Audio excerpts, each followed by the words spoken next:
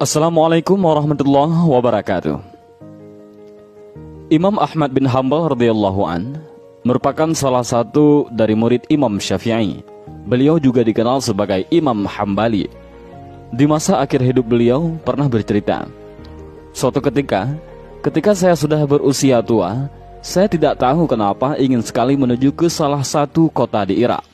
Dan cerita ini tertulis dalam manaqib Imam Ahmad bin Hanbal ketika beliau menuju Basrah.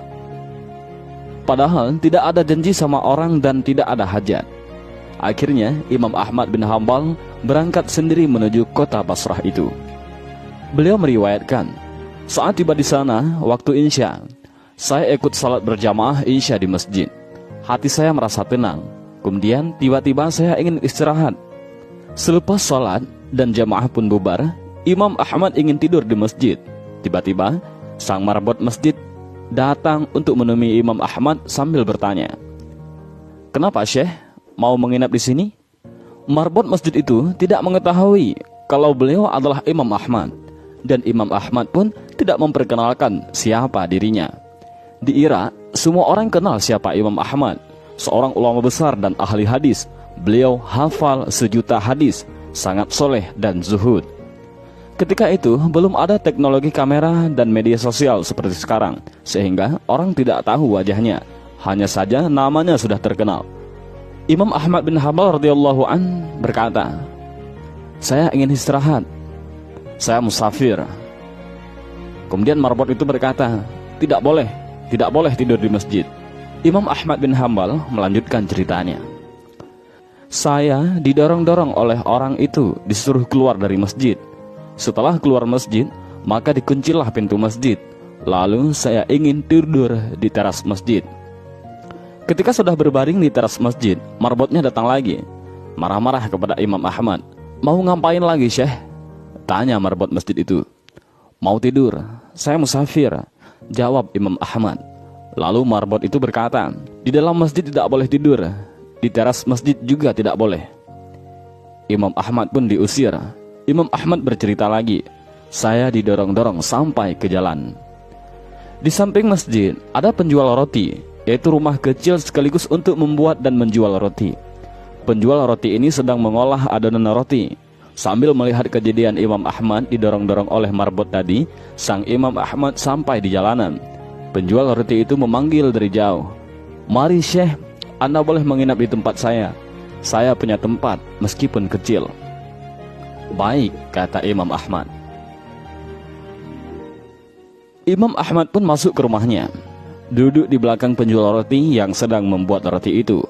Dengan tidak memperkenalkan siapa dirinya, hanya bilang sebagai musafir. Penjual roti ini punya perilaku yang bisa dibilang unik. Kalau Imam Ahmad mengajak berbicara, maka ia menjawab.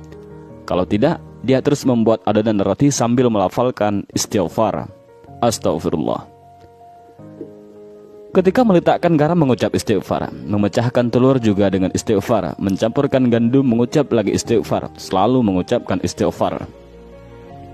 Imam Ahmad memperhatikan terus. Lalu Imam Ahmad bertanya, "Sudah berapa lama kamu lakukan ini?" Orang itu menjawab, "Sudah lama sekali wahai Syekh. Saya menjual roti sudah 30 tahun. Jadi semenjak itu saya lakukan perbuatan ini." Imam Ahmad bertanya, "Apa hasil dari perbuatan ini?" Orang itu menjawab, "Berkah wasilah istighfar, tiada hajat yang saya minta kecuali pasti dikabulkan Allah. Semua yang saya minta, Allah langsung kabulkan."